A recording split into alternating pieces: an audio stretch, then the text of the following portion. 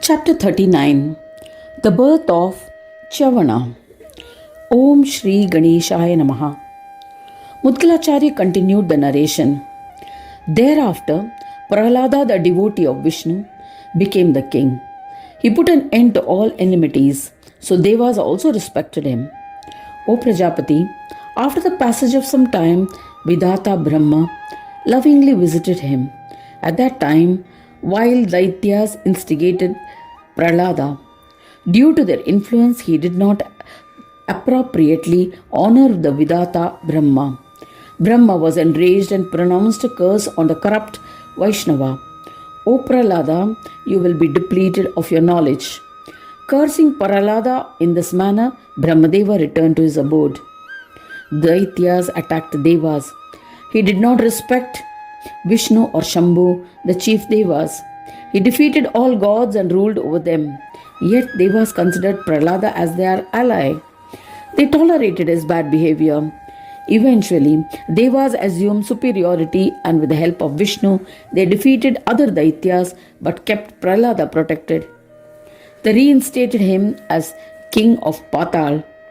One day, a great Ganapatya Maharishi Gritsamada arrived to visit Prahlada. Seeing him, the famous King Prahlada paid his respects and welcomed him appropriately. He seated him on a beautiful and comfortable asana and performed his puja with devotion.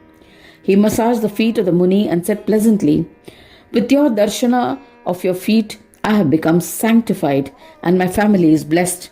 Blessed is my generosity, knowledge, wisdom and all. There is no doubt about it. O Muni, you are the chief Yogendra. Anyone who has sinned will not be blessed by your darshan, which bestows merits, enjoyments and liberation. O Yogendra, as a result of a curse pronounced on me by Vidhi, I was influenced by Daityas and engaged in sins. Because of indulging in wine and women, I became bereft of wisdom and developed an incessant hatred towards Devas. I kept planning their destruction. O Mahamuni, with your darshana of your holy feet, my intellect has been rekindled. There is no doubt about it. O Mahamuni, this has occurred due to my past merits. My demonic tendencies have been destroyed. O great yogis, please impart knowledge and sail me across the ocean of this worldly existence. Please accept me as your disciple. I have surrendered to you, O Jagadguru. Mudgalacharya continued the narration. After listening to the request of Prahlada, Maharishi Gritsamada was very pleased and said compassionately, O Prahlada, listen.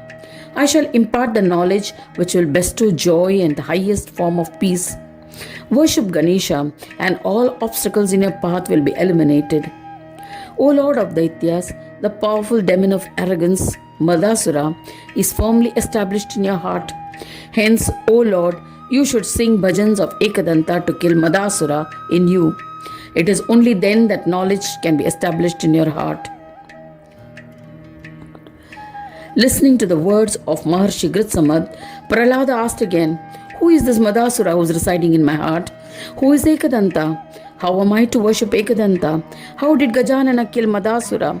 O Divine One, I am your disciple and solicit an explanation. Mudgalacharya continued the narration. O Lord, heeding to the request of Prahlada, Gritsamada happily narrated the pious legend of Ekadanta and his victory over Madasura. Gritsamada replied, O Prahlada, listen to all the Siddhi bestowing legends of Ekadanta in its entirety. One day an evil Rakshasa entered the ashrama of Bhrigu Muni. At that time, Bhrigu Muni had gone to the forest to collect Samida, the sacrificial sticks for Yajna. The opportunist Rakshasa noticed that the Maharishi Bhrigu's wife Suloma was alone in the ashram. Seeing her, he asked, Are you Suloma, the wife of Bhrigu? Your father the king had agreed to wed his daughter to me. In the meanwhile, Rishi Bhrigu solicited your hand in marriage. So instead of me, you were wed to Bhrigu. Therefore, I shall kidnap you, wife of Bhrigu. After listening to these cruel words, Sulama did not respond. So the Rakshasa asked flaming Agni, the fire in the ashrama, O lustrous one, O fortunate Agni, you are reckoned by all as a witness to everything in this world. Tell me, is this Bhrigu's wife or someone else's? Afraid of being cursed, the mighty Agni remained silent. The evil Rakshasa asked again. Yet Agni remained silent. The Rakshasa was insistent. So a terrified Agni replied, when an ignorant person asks a query, if the one who knows the answer fails to communicate the truth, he will be considered sinful. Therefore, I shall tell you the truth. It is true that the king had promised to wed his daughter to you. Therefore, as per the teachings of Shastras, you are entitled to be her husband. There is no doubt about it. If I have said the truth, I have not committed a sin. Hence, any father would never promise his daughter in marriage. O Asura, you too must remember this. However, if a promise is made, it should be honored. The one who breaks this promise will be committing a sin. In such circumstance, if the daughter is given to another, the daughter does not become sinful. Yet, she is the wife of Bhrigu. O Asura, do not kidnap her as she is another man's wife. He ignored the advice of Agni. He decided to abduct her. Suloma was pregnant at that time. She was terrified and wept. She fainted and felt unconscious. Yet, he kidnapped Suloma and departed through the aerial route. The fetus in the womb of Suloma carried the luster of Bhrigu Muni. That Muni fetus was infuriated. He birthed himself out of a womb, intending to kill the Rakshasas. The fire of his wrath killed an unrighteous Rakshasa and reduced him to ashes. Once the Rakshasa was dead, Suloma took her son and returned to her ashram. Suloma engulfed in deep sorrow and fear and was sobbing uncontrollably. Just then Bhrigu returned from the forest. She wept while narrating the events to her husband.